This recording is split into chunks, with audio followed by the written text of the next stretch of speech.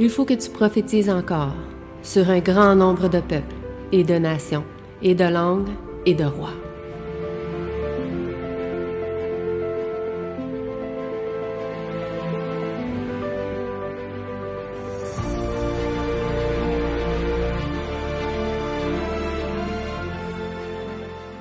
Donc, bonjour à tous.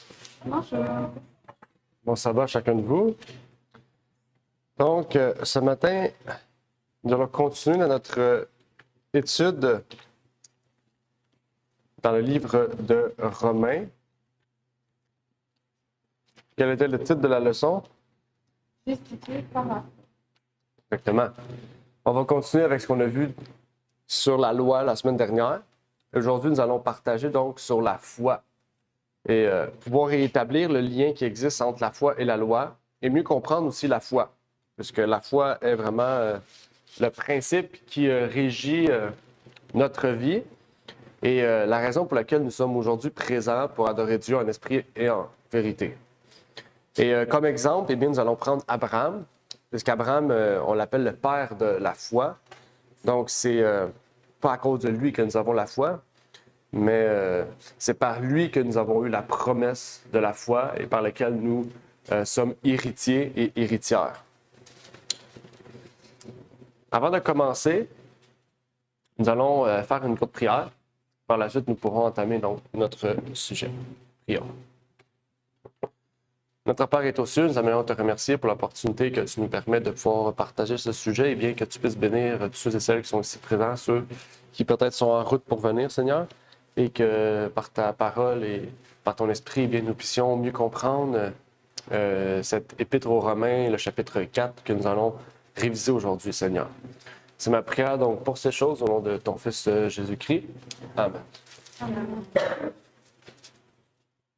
Donc le titre était « Justifié par la foi ». Au chapitre 4 du livre aux Romains, on nous parlait de l'histoire d'Abraham qui reçut la promesse d'être le père de toutes les nations. Peu importe que nous soyons gentils, esclaves, riches, pauvres, la promesse d'Abraham était pour toutes les nations. C'est donc un père spirituel pour tous ceux et celles qui sont circoncis du cœur et qui donc par la foi sont déclarés justes. Donc, la première question qu'on pourrait se poser en lien avec la leçon est en lien avec la justice et les œuvres. Dans notre leçon, et particulièrement au chapitre 4, on avait partagé la justice, quelle justice en fait Abraham reçut, etc. Et on avait dit au verset 2, « Car si Abraham a été justifié par les œuvres, il a sujet de se glorifier, mais non pas devant Dieu. » Donc, qu'est-ce que la justice, selon les œuvres, apporte comme gloire, apporte comme gloire? Qu'est-ce que la justice comme les œuvres apporte comme gloire? Est-ce que si on serait justifié par les œuvres, est-ce que ça serait une gloire pour Dieu ou une gloire pour les hommes? Quoi? Répète ta question. Si on serait justifié par les œuvres, est-ce que ça serait une gloire pour Dieu ou pour les hommes? Ce serait une gloire pour les hommes parce que ça leur donnerait les cours. Regarde qu'est-ce que j'ai fait, regarde qu'est-ce que j'ai accompli. Ça va finir par faire une sorte aussi de compétition entre les frères et sœurs. Si on parle de l'époque, moi j'ai accompli plus de ça, moi j'ai fait ça. Ils vont avoir comme vraiment ils vont garder un bloc-notes de tout ce qu'ils ont accompli eux-mêmes. Puis, il n'y aura pas de gloire pour Dieu derrière ça. Ça va toujours être j'ai fait ça, j'ai accompli ça, j'ai réussi cela. J'en ai fait tel nombre. Il n'y a rien qui revient à Dieu dans ça. Oui, effectivement. Est-ce qu'il y a une autre intervention?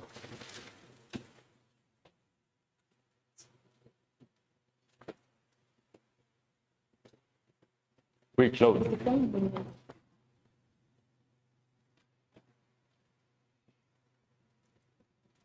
Tu peux ouvrir ton micro, Claude? Bonjour à tous. Bonjour. On a un bon exemple dans la Bible quand il parle du scribe, du pharisien et du publicain. Puis, le scribe il dit merci Seigneur que je ne sois pas comme comme ce publicain là, qui est comme ci, ou qui est comme ça, moi je suis sans péché, mais c'est sûr. Donc lui, il pratiquait le salut par des œuvres. Donc il glorifiait vous voyez l'image, il glorifiait par ses œuvres, et non par la foi. Mhm. Oui, effectivement. Très bon exemple. Merci, Claude. Effectivement. Donc, on voit que si on serait justifié par les œuvres, eh bien, ça serait une source de gloire pour nous et non pas pour Dieu. OK? Parce que les œuvres, c'est pas Dieu qui les fait, c'est nous qui les faisons. Mais quand on agit par la foi, eh bien, c'est Dieu qui agit en nous pour faire de bonnes œuvres. OK? Donc, c'est la foi qui nous pousse à faire des bonnes œuvres. On voit ici la différence. Le motif change. OK? Donc, c'est ça qu'on va étudier un peu plus aujourd'hui. Et c'est ça aussi que la leçon nous révélait, que si Abraham avait été justifié par les œuvres, eh bien, ça serait une gloire pour Abraham. Mais le fait qu'il ait été justifié par la foi, pour l'œuvre qu'il a fait, à savoir l'œuvre de la circoncision, c'est parce qu'il a obéi à Dieu par la foi qu'il a pratiqué la circoncision et non pas parce qu'il l'a pratiqué par son propre mérite, pour son propre mérite. Donc ça, c'était quelque chose d'intéressant à comprendre quand on lisait les 2 premiers versets. Et un peu plus loin, on comprend aussi que quand on est justifié par les œuvres, on doit pratiquer certaines accommodations. Par l'exemple de Claude, on peut peut-être mieux comprendre aussi de quel sens qu'on veut parler, mais il y a des accommodations qu'on doit faire quand on est justifié par les œuvres. On peut prendre l'exemple des Juifs qui sont le plus grand exemple de la justification par les œuvres. Quelle accommodation ils ont dû faire ou qu'est-ce qu'ils ont dû faire pour prouver qu'ils étaient justes devant Dieu? Les Juifs, Ouais. Qu'est-ce qu'ils ont dû faire pour prouver qu'ils étaient justes devant Dieu? Par leurs œuvres. par leur œuvre, Ouais. Ils n'étaient pas vraiment justes devant Dieu. Pour eux, c'était montrer qu'ils étaient justes devant Dieu. c'est pas les sacrifices. OK, les sacrifices. Selon eux, toujours. Ouais. Ok. C'est comme aussi, comme Claude, il a pu citer l'histoire, mais comme pour les Juifs, c'était comme une gloire pour eux. Je jeûne, j'offre des sacrifices, comme toutes des œuvres pour eux, de jeûner, de connaître les écrits par cœur. Je pense que ça faisait partie. Mm-hmm. OK. Ouais. Ils savaient le sabbat. Comme quoi, formation, c'était pour eux le sabbat. Le sabbat était pour eux quelque chose comme quoi, bon, c'était tout, c'est comme quoi, si admettons les disciples, tu te souviens quand les disciples cueillaient des maïs pour manger, oh non, comme quoi ils n'ont pas le droit, comme quoi de manger avec leurs mains sans laver. Alors pour eux, manger avec leurs mains sans laver, c'était un péché. Mm-hmm. Pour eux, c'était un péché. Pourtant, ce n'est pas un péché. C'est pour ça que Jésus-Christ a dit, c'est ce qui rentre dans l'homme, n'est pas un péché, mais c'est le cœur. Ça vient du cœur, le péché. Alors, c'est ça. C'est ce genre de tradition-là, comme quoi ils mettent, comme quoi qui fait que les gens, comme quoi, observaient le sabbat, puis ils ne voient pas Christ à travers ça. Faire les œuvres sans Christ, tu ne peux pas faire les œuvres sans Christ. Parce que en nous, il y a toujours des mobiles. Admettons, un égoïste peut donner aussi. Comme toi, tu peux faire des œuvres, un égoïste peut donner aussi, mais au fond de lui-même, il a des mobiles cachés. Je donne pour qu'on puisse me voir, je donne pour que, comme quoi je veux aller au ciel aussi, je donne. Tous ces mobiles-là, comme quoi que tu as, en toi, alors Jésus-Christ veut comme quoi que c'est lui qui te dirige. Renoncer à tout ça, renoncer à toi-même et faire sa volonté selon qu'il te dicte. Oui. Mais en gros, comme Daniel a dit, c'est vraiment... Les Juifs, en fait, ils se glorifient vraiment par la loi. C'est par la loi qu'ils se sentaient comme parfaits. Ils se disaient que nous, on a ça. Nous, on est bon, on est meilleur. On est une nation sainte. la nation élue de Dieu, donc il se glorifie vraiment par la loi et non pas par le cœur. Mhm. En fait, par Dieu. Et vous ne voyez pas vraiment que c'est le cœur un cœur qui est complètement qui est net devant Dieu, qui est agréable pour Dieu. Mhm. Oui, OK. Mais merci de l'intervention. On va aller lire un texte qui va aussi partager ce que vous avez dit. Dans Matthieu 23, verset 28, on peut y lire « Vous de même, au dehors, vous paraissez juste aux hommes, mais au dedans, vous êtes remplis d'hypocrisie et d'injustice. » Quand on est justifié par nos œuvres, ou quand on croit à la justice par nos œuvres, au légalisme dans un sens, on devient nécessairement plus rigide envers soi-même, mais aussi plus rigide envers les autres quant à la pratique de la foi. Parce que pour eux, ils croient, ils ont la foi quand même en Dieu, mais leur pratique, leur conception de la foi, elle est légaliste. En fait, la justice de la loi, c'est qu'une apparence, comme vous avez dit. Les Juifs ont ajouté des traditions, ils ont mis en place des pratiques qui n'étaient pas bibliques. Pourquoi? Dans le but de paraître juste devant les hommes et devant Dieu.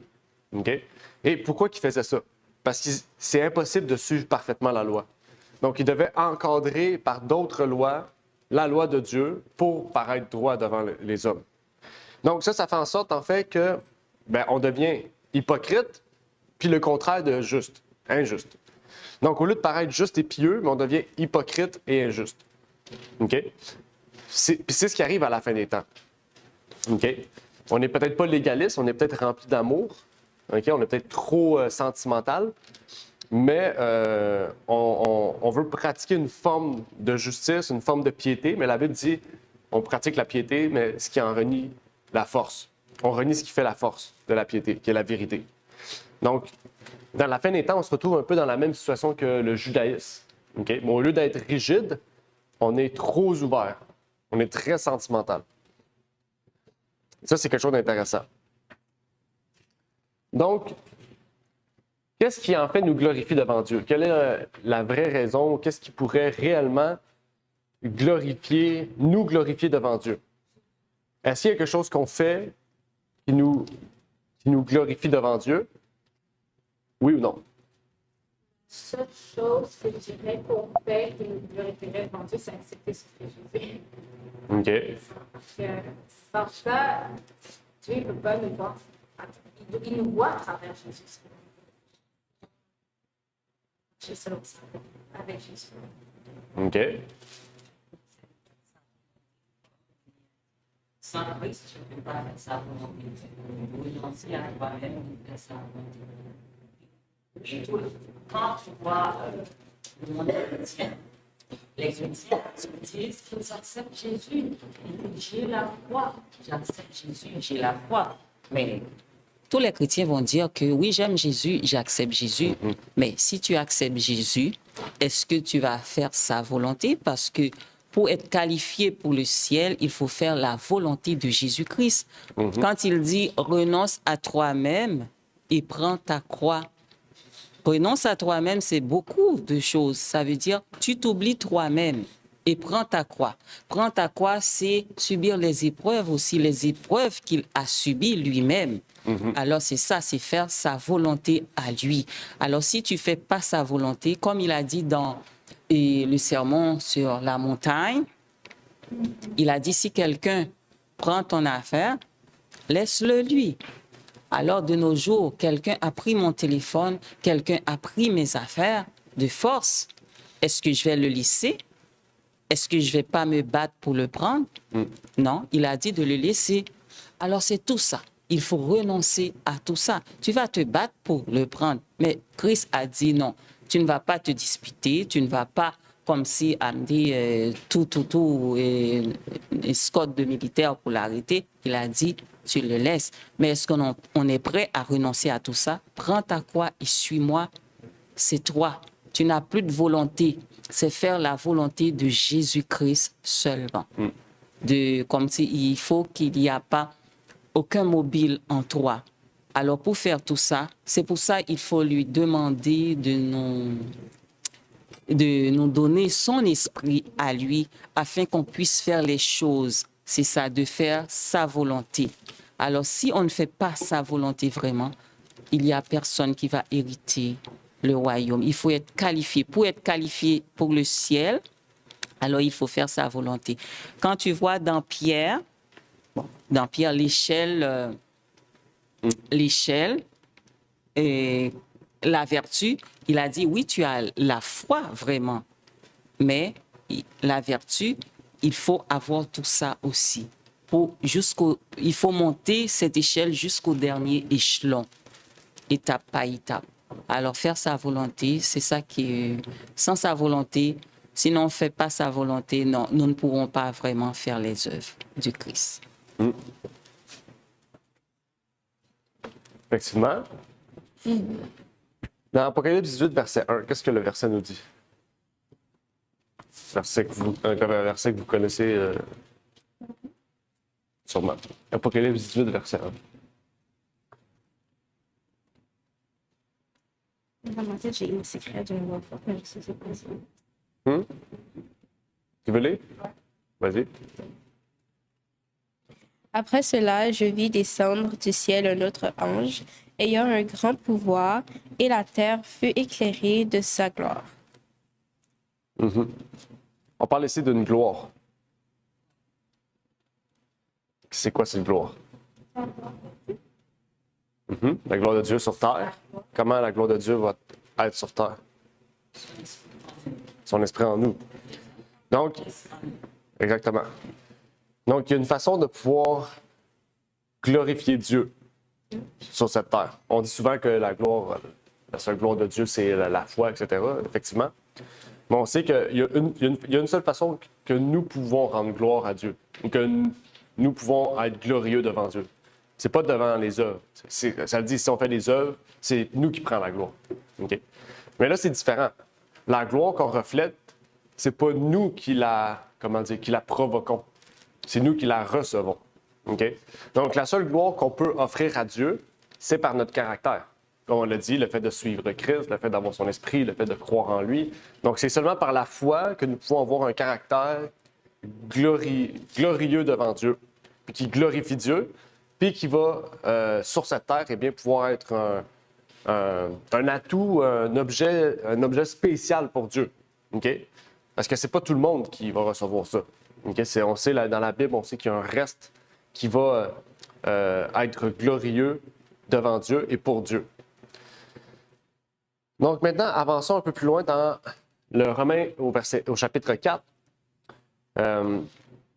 Particulièrement au verset 3. Ça dit « Abraham crut en Dieu et cela lui fut imputé à justice. » Ici, c'est un terme intéressant, « imputé ».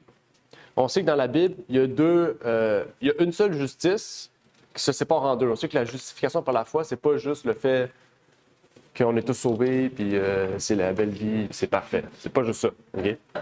On sait que dans la Bible, il y a la justice imputée, puis la justice impartiale ou impartie. Donc, qu'est-ce que... Bien, ici, j'ai dit, comment nous est transmis la justice? En fait, c'est de façon imputée. Okay? Avant de voir la différence entre la justice imputée et impartiale, on va juste élaborer un peu plus sur la justice imputée parce que le chapitre 4 nous parle juste de cette justice-là. Okay?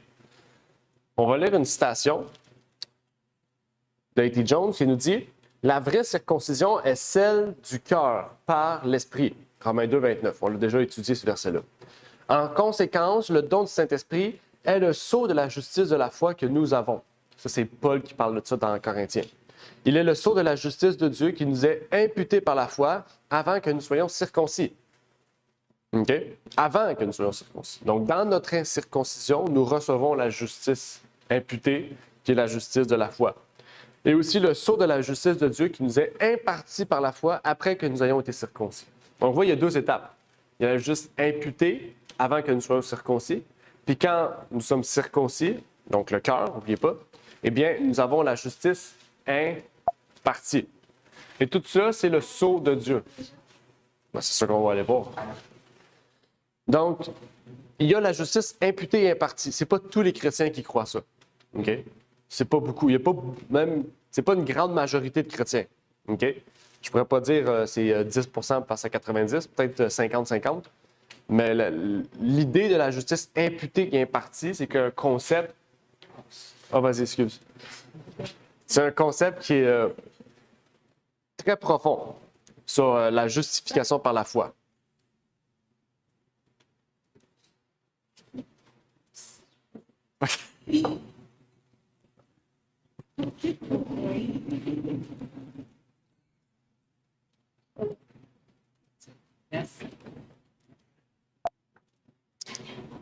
Donc, quelle est la différence entre la justice imputée et impartiale ou impartie? Ouais. Quelle différence? Entre la justice imputée et impartiale. La justice imputée, c'est ce que je peux dire que la justice imputée, c'est quand tu acceptes Christ, OK? Christ ne nous a pas demandé notre avis.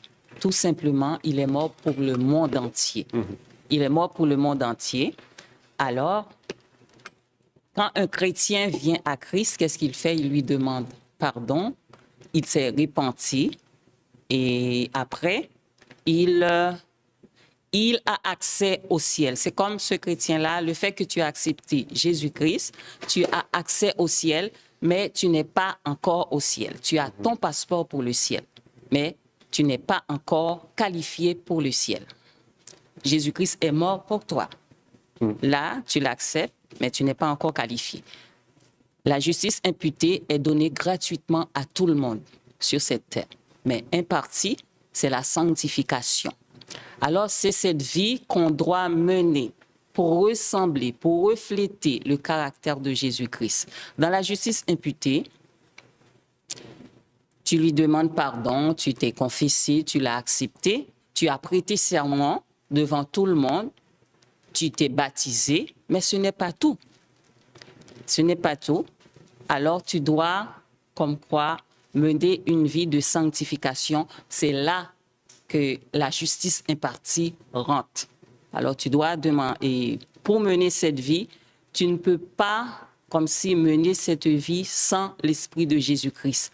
Là, tu dois demander à tous les jours de lui accorder, de te baptiser du Saint-Esprit afin de mener une vie sans péché. Alors, c'est ça, la sanctification, qui est la justice impartie, qui te qualifie pour le ciel. OK. Amen. Si une personne aimerait rajouter? Non? OK. J'ai été un peu plus simple dans mon explication. Je vais résumer ce que Daniel a dit en une ligne. Imputer, c'est créditer instantanément à son compte. Imaginez un compte bancaire. OK? Vous ouvrez un compte bancaire avec peu importe la banque, ou peu importe. Mais aussitôt que vous demandez un compte, ben on vous crédite instantanément un compte. On vous ouvre un compte. Mais vous n'avez pas d'argent dedans. Vous n'avez rien. La banque ne va pas vous donner 30 000. Vous n'avez rien. Mais on vous donne accès à un compte. C'est ça, la justice imputée. OK? Aussitôt que tu te repentes, donc aussitôt que tu vas vers Christ pour demander pardon, automatiquement, il t'ouvre un compte. Ou il te donne un passeport, comme Daniel a dit. Il te donne un passeport. OK? C'est-à-dire que tu as accès au ciel.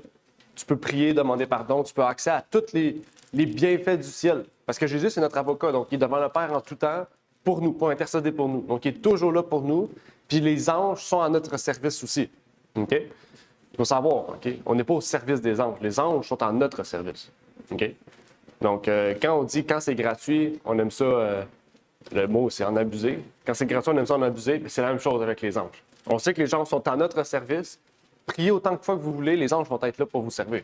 Ils sont à notre service, la Bible le dit dans l'Apocalypse. Donc, les anges sont des partenaires de combat avec nous. Donc, on doit les utiliser, non pas pour notre propre bienfait parce qu'il ne viendra pas, mais pour notre vie, notre protection, pour notre combat, nous assister dans notre combat, etc. Tandis que la justice impartie, c'est le fait de donner quotidiennement de son abondance à un autre. Donc, qu'est-ce que le Christ fait? C'est que le Christ nous partage chaque jour son esprit. Dans quel but? Dans le but que sa justice travaille en nous et nous performe plus pour nous donner non seulement accès au ciel, mais qu'on puisse y entrer. OK? Par exemple, quand tu veux voyager, tu as beau avoir le passeport pour voyager aux Philippines, si tu n'as pas tes vaccins, si tu n'as pas ta valise de prête pour voyager, si tu ne sais pas quelle maladie est là-bas pour te protéger, quel vêtement tu vas faire parce qu'il fait peut-être moins 60 ou 55 degrés, comment tu fais? Tu ne peux pas être, t'es pas prête à voyager. Tu as accès à ce pays-là, mais tu n'es pas prête à voyager. Mais c'est la même chose avec le ciel. OK? Quand on marche avec Jésus-Christ, aussitôt qu'on accepte Jésus-Christ, aussitôt qu'on est repentant, c'est ça que la Bible dit avant qu'on soit circoncis, avant même qu'on soit circoncis dans notre circoncision, dans notre repentance. On n'est pas encore circoncis du cœur. On est juste repentant. On se met à genoux, on prie Dieu pour demander pardon. Juste ça, même si on n'a aucune expérience dans la foi, même si on ne sait pas c'est qui Jésus, dans le sens où on ne le connaît pas comme la Bible nous le révèle, il va nous pardonner. Ça, c'est la justice gratuite de la foi. C'est la justice imputée. Maintenant, la justice impartie, c'est tout au long de notre vie. C'est dans notre marche, dans notre circoncision du cœur. Notre cœur est forgé à son image toujours plus. OK? Donc, c'est ça, la justice impartie, ce qui est la sanctification. OK? Mais ce qu'il faut comprendre, c'est que la justification par la foi, OK? C'est pas juste la justification, c'est pas juste. La justification par la foi, c'est pas juste la justification, c'est aussi la sanctification. C'est l'englobement des deux. OK? Parce que sans sanctification, la justification est inutile, puis sans justification, la sanctification est inutile. Les deux vont de pair. Puis juste qu'il y en a un qui est gratuit, puis qu'il y en a un autre, c'est un travail quotidien. Puis ça, je pense qu'on le sait. Okay? Quand on étudie la Bible quotidiennement, qu'on prie Dieu, tu sais, on prie plus juste Dieu pour qu'il pardonne nos péchés. On prie Dieu pour qu'il nous protège au travers de notre combat. Parce qu'on a pris connaissance que nous sommes repentants pour nos péchés, mais qu'il y a un combat à faire. Okay? Donc, on travaille sur nous-mêmes, en fait. Okay? En fait, on se met beau pour le grand événement. Puis se mettre beau pour le grand événement, c'est pas en apparence. C'est intérieur qu'on se met beau. Okay? Donc, on ne peut pas se mettre beau intérieurement de façon aller chez Jean Coutu et acheter toutes sortes de choses pour nous mettre beau. C'est pas comme ça. Okay? C'est en étudiant la parole de Dieu qu'on se met beau pour Christ. Okay?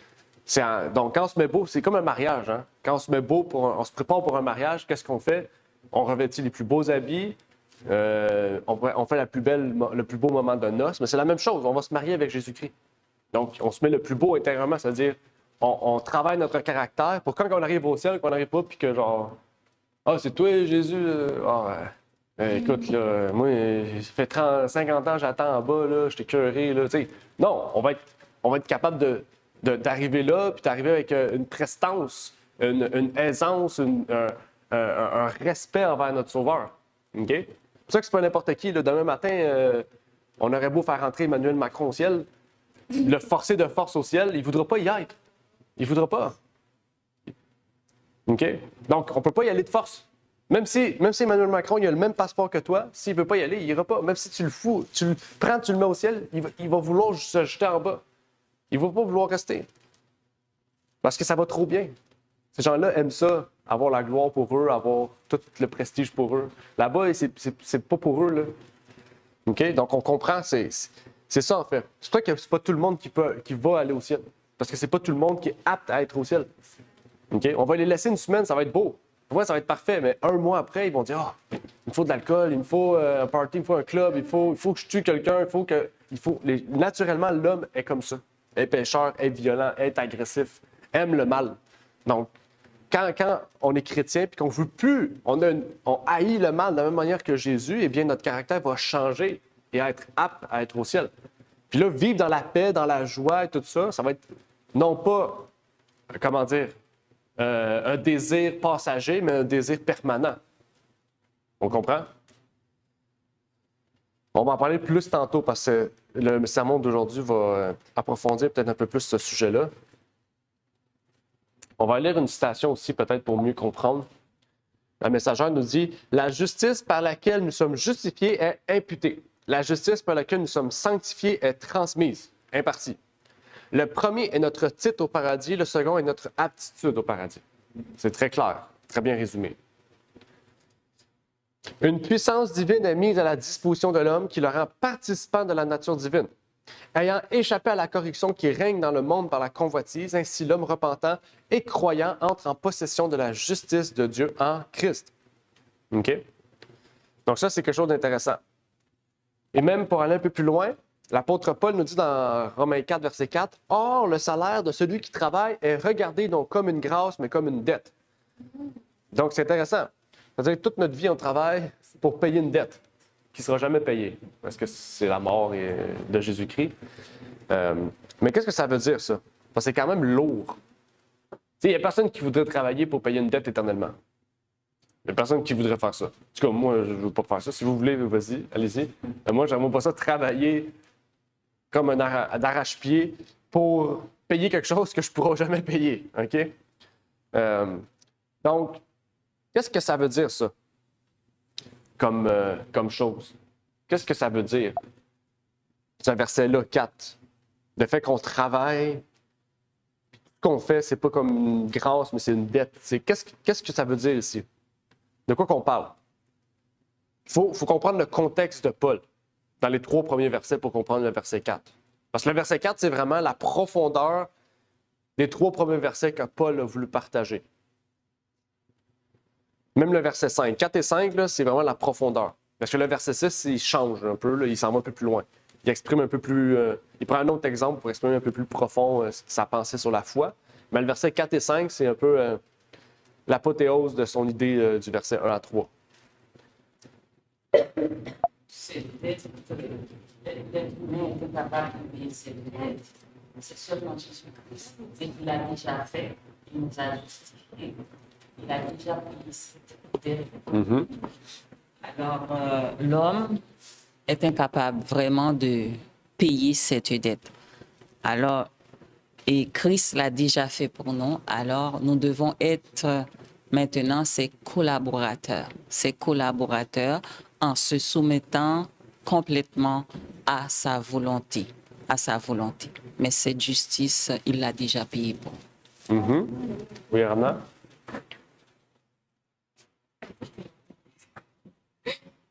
Le travail qui est dit comme dans le verset 4, d'après moi, ça veut dire qu'une personne qui travaille comme pour son salut, tu sais, les genres de personnes qui travaillent, mais sans avoir compris que Jésus-Christ, même par exemple dans le temps des Juifs, que Jésus-Christ allait venir, ou sans comprendre la grâce, il y en a qui travaillent quand même sans comprendre que Jésus-Christ est mort pour eux, dans ce sens-là.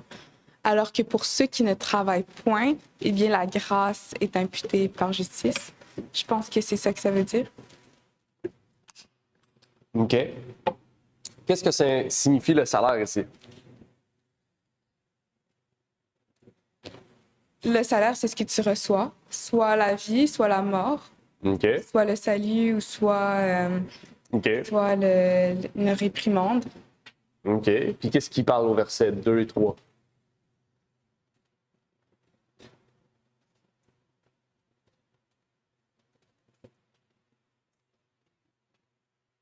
Ça dit que le salaire, c'est soit la vie, soit la mort, etc.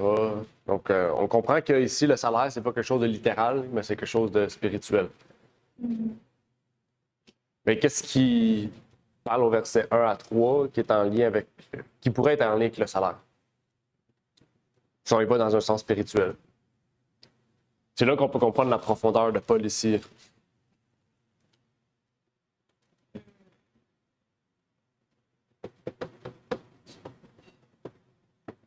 Romains 4, versets 1 à 5, mais versets 4 et 5 particulièrement.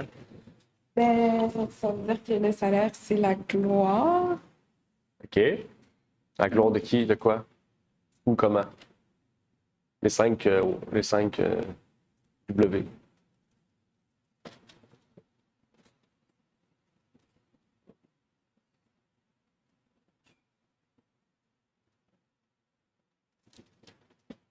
Quand on parle du salaire ici, ça dit « salaire de celui qui travaille est regardé non comme une grâce ».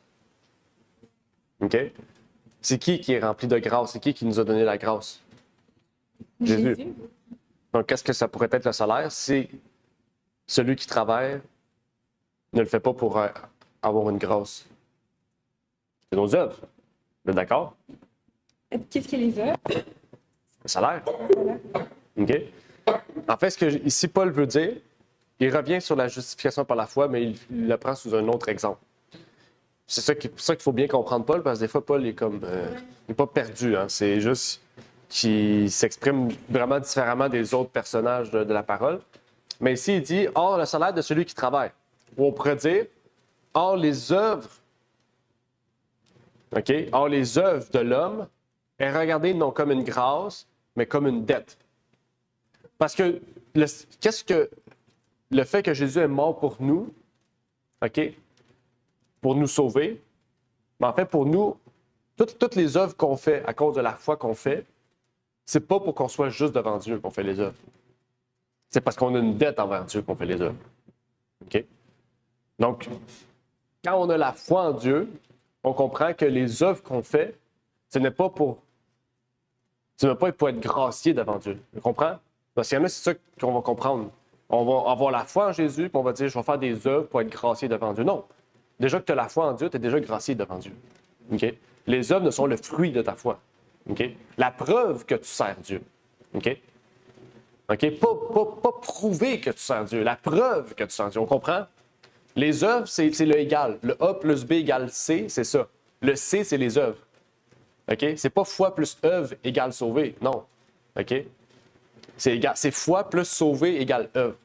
Le fait qu'on ait la foi et qu'on est sauvé, on pratique les œuvres.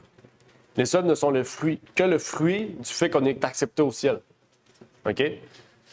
Parce qu'on se prépare, OK, pour aller au ciel. OK? C'est ça que Paul veut élaborer ici. Ça, c'est vraiment profond parce qu'il dit, mais pour celui qui ne travaille point, mais qui croit en celui qui justifie l'impie, sa foi lui est imputée à justice. Donc, il dit ici, même si tu fais des œuvres ou que tu n'en fais pas, peu importe le niveau de ta foi, peu importe où est-ce que tu es dans ta marche chrétienne, que tu sois, incirconcis ou circoncis, donc ça veut dire que tu sois sanctifié ou non, c'est-à-dire avant même que tu sois baptisé, peu importe où ce que tu es, si tu crois, tu es sauvé. Dans le sens, si tu crois, tu es justifié devant Dieu. Ça, c'est là que Paul veut arriver, montrer comment la profondeur de son texte ici. Okay? Parce que rappelez-vous, les Juifs qui étaient devenus chrétiens se voyaient supérieurs aux gentils. Alors vous n'êtes pas circoncis, ils voyaient supérieurs parce que les gentils débutaient dans la foi. Parce qu'ils pratiquaient des choses que les Juifs ne pratiquaient déjà pas. Donc les Juifs avaient, en termes de connaissances et de pratique, ils avaient une avance sur les gentils. Okay? Paul, il veut équilibrer ça, dire aux Romains, regardez les Romains. Okay? Pas parce que vous n'êtes pas au même niveau que les chrétiens de Jérusalem que vous n'allez pas être sauvés. Que vous soyez incirconcis ou circoncis comme les Juifs, littéral ou symbolique, ça ne fait pas de vous différent. Parce que qu'est-ce qui fait de vous que vous êtes ensemble et que vous êtes chrétien, c'est votre foi, c'est pas vos œuvres. Donc, Paul ici, c'est ça la profondeur de Paul ici. Ça, c'est intéressant. Oui? Qu'est-ce que signifie le travail? Le salaire? Nos œuvres? Non, ça dit c'est les œuvres. le salaire de celui qui travaille. Qui? On parle d'une personne. Qui travaille, c'est une personne, c'est nous. OK. Donc, c'est nous. Ouais, c'est pas un verbe ici, là. Je pensais que tantôt, tu avais dit qu'est-ce que ça signifie, le travail. Non? Non. Or, le salaire de celui qui travaille, c'est une personne. Maintenant, c'est nous. Je sais, mais tantôt, tu as posé une question, tu as dit qu'est-ce qui signifie le travail? Non, qu'est-ce que signifie le salaire? Le salaire? Ah, OK, je pensais que salaire, c'était c'est le des travail. œuvres. Non. Non, parce que celui qui travaille, c'est nous. Ça veut dire, or, le salaire de celui qui travaille, donc on pourrait dire les œuvres de l'homme, on pourrait dire remplacer ça par ça, c'est la même chose. Ça dit, la justification est entièrement par grâce et non obtenue par des œuvres que l'homme déchu peut accomplir. Donc, ici, ça peut réitérer ce que Paul nous dit. Nul n'a donc sujet de se glorifier ou de se plaindre en se comparant aux autres. Aucun n'est privilégié aux dépens de ses semblables et personne ne peut faire valoir des droits à la récompense. Un peu comme Jean, les frères du tonnerre qui avaient envoyé sa mère dire à Jésus, « Ah, mes fils vont être assis à ta droite et à ta gauche. » Puis Jésus a dit, « C'est pas à toi de décider, c'est à mon Père de décider. » C'est la même chose ici. On n'a pas plus de droits parce qu'on est plus juste devant Dieu, selon ce qu'on croit. « Ah, ma foi, mes œuvres sont tellement mieux que celles de mon voisin, c'est sûr que moi, j'ai plus de privilèges devant Dieu. » Écoute, c'est pas la kermesse où tu as le plus de points puis tu vas acheter le plus de bonbons. Là. C'est pas ça. OK?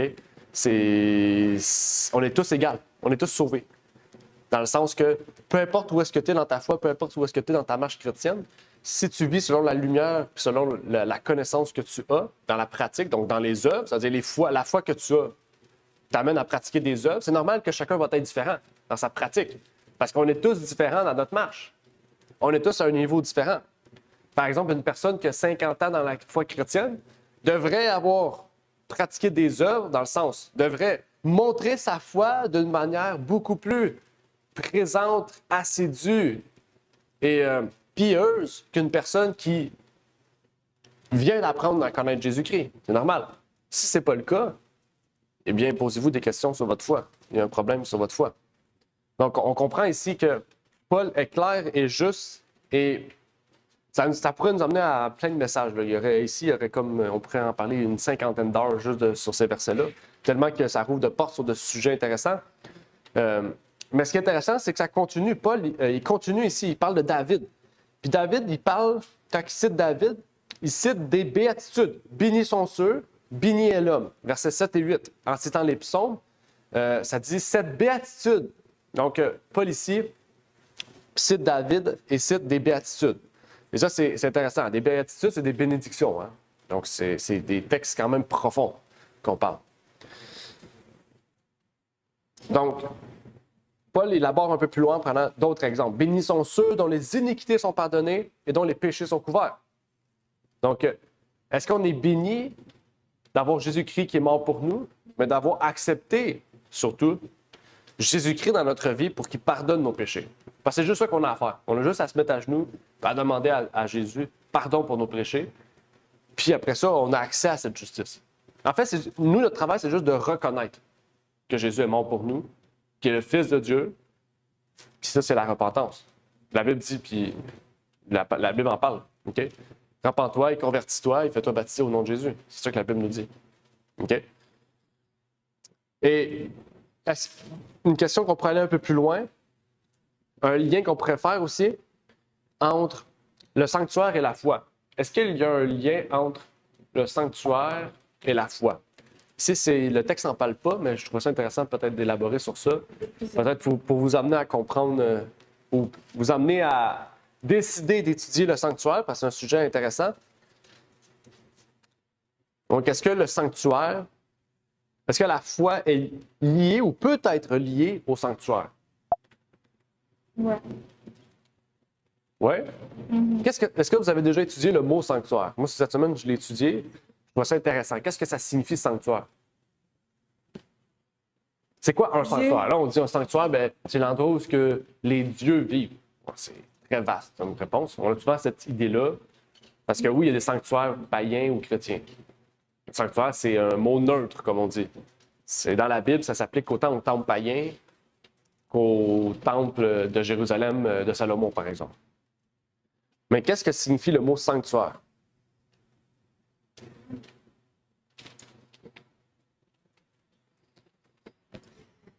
En fait, Dieu, je ne sais pas si c'est la définition de sanctuaire, mais Dieu a voulu que Moïse puisse s'occuper du sanctuaire, l'instaurer, pour que Dieu puisse vivre parmi eux. Mm-hmm. Donc, c'est ça le sanctuaire. OK. Son peuple. C'est ça, Dieu voulait vivre parmi son peuple. Puis on sait vraiment que c'est un lien comme direct qu'ils avaient avec Dieu sur terre par sa présence. Je pense que c'était la Shekinah. Vous savez vraiment qu'il était là. Je veux dire, le lieu était illuminé de sa présence. À cette époque où il faisait noir, les gens ne manquaient pas de lumière. Dieu vivait parmi son peuple. C'est vraiment ça. Mais je ne sais pas si c'est ça la définition du mot. Mm-hmm. OK. Est-ce qu'une autre personne aimerait intervenir? Qu'est-ce que la définition de sanctuaire? Sinon, on va avancer parce que c'est la... Oui. Oui. Jésus-Christ, nous savons que le sanctuaire, comme Loni vient de dire, sur cette terre était caduque. C'est fini. Il n'y a plus de sanctuaire parce que tout le monde avait les yeux visés sur ce sanctuaire terrestre. Maintenant, le sanctuaire est céleste. Alors, maintenant, nous savons que Jésus-Christ est dans le lieu très saint en train de juger, purifier. Alors, par la foi, nous sommes maintenant le temple de Dieu. Alors, par la foi, on est dans son sanctuaire céleste. OK? Amen. Demander à ChatGPT. Un mot sanctuaire, c'est un refuge consacré pour les repentants. Un havre pour les agités. OK? Donc, le mot sanctuaire, c'est un lieu consacré ou un refuge. Donc, c'est un lieu consacré pour les repentants. OK? Donc, ce qui est intéressant, c'est puisqu'on sait qu'il y a un sanctuaire au ciel, quand on demande pardon à Jésus-Christ, et on sait qu'il exerce son métier de grand prêtre dans le sanctuaire, eh bien, quand on demande pardon pour nos péchés, on sait qu'il y a un havre de paix au ciel, qui est le sanctuaire. Auquel, eh bien, puisque nous sommes repentants, nous pouvons y être intercédés par Jésus-Christ. C'est ça un sanctuaire. Donc, la foi a un lien, une place centrale dans le sanctuaire. Les gens qui entraient dans le sanctuaire prouvaient qu'ils avaient la foi, parce qu'ils allaient sacrifier un agneau pour Jésus. Quel est le but de sacrifier un agneau si on n'y croit pas? Ils devaient y croire, là. OK? Personne n'irait sacrifier un agneau juste pour sacrifier un agneau. C'est parce que tu croyais qu'on devait sacrifier un agneau et qu'en l'apportant sur l'autel, eh bien, tu pouvais recevoir le pardon des péchés. OK? Donc, leur action prouvait leur foi. OK? Aujourd'hui, c'est l'inverse. OK? Notre foi prouve nos actions. OK? C'est intéressant. Notre cœur prouve où est notre foi. OK? Donc, c'est l'inverse. Mais le sanctuaire a toujours une place importante pour nous, OK? Puisqu'on sait qu'il y a un sanctuaire au ciel. Hébreu en parle. Tout le long d'Hébreu, OK? Tout le livre des Hébreux nous parle du sanctuaire.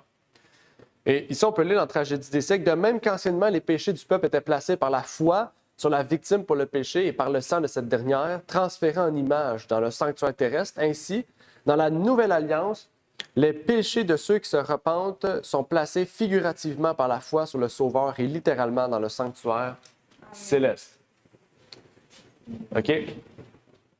Oups, je suis trop loin.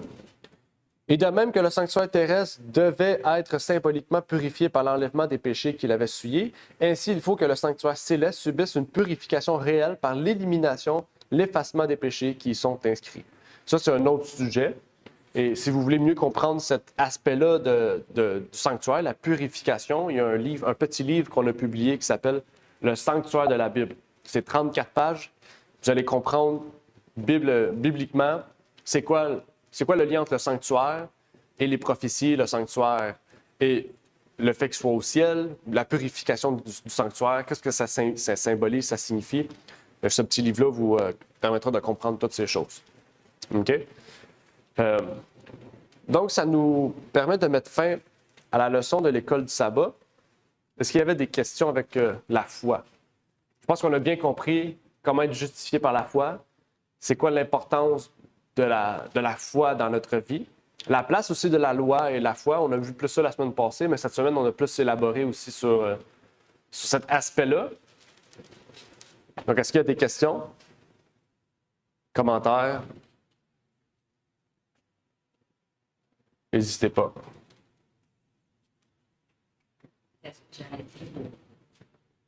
Le sacrifice seulement, j'ai dit seulement de Jésus-Christ ne nous sauve pas, mais il faut être des collaborateurs, des collaboratrices avec Jésus-Christ. Parce qu'on peut être baptisé, ton nom est inscrit dans l'Église, mais si tu ne fais pas sa volonté, alors tu ne peux être sauvé. Il faut faire sa volonté. Alors tout ce que je peux dire, c'est que oui, c'est bien d'être chrétien, d'être un chrétien, mais de le rester, alors ça, c'est une autre chose. C'est l'impartialité qui est difficile. Ouais. Et c'est ça, d'écraser le moi, faire en sorte que... Des fois, c'est difficile, mais c'est sans parler. OK. Bon, on va terminer par une prière.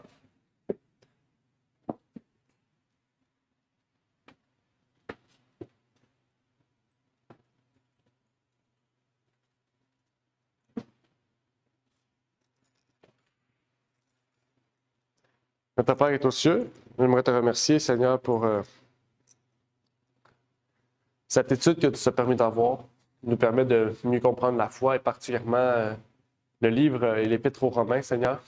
Et bien que tu puisses nous bénir dans cette étude et permettre, Seigneur, que nous puissions toujours mieux comprendre ta parole et mieux comprendre ce que tu veux nous permettre de comprendre au travers de ta parole.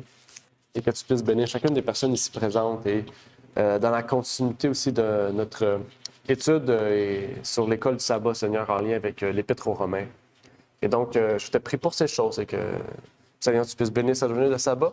Au nom de ton Fils Jésus-Christ. Amen. Merci d'avoir écouté cette vidéo. Si vous désirez rejoindre l'œuvre au Québec, veuillez nous contacter par email à asjh1889 de Terrebonne @gmail.com et via Facebook à @asjh1889 de Terrebonne. Merci à vous et que Dieu vous bénisse.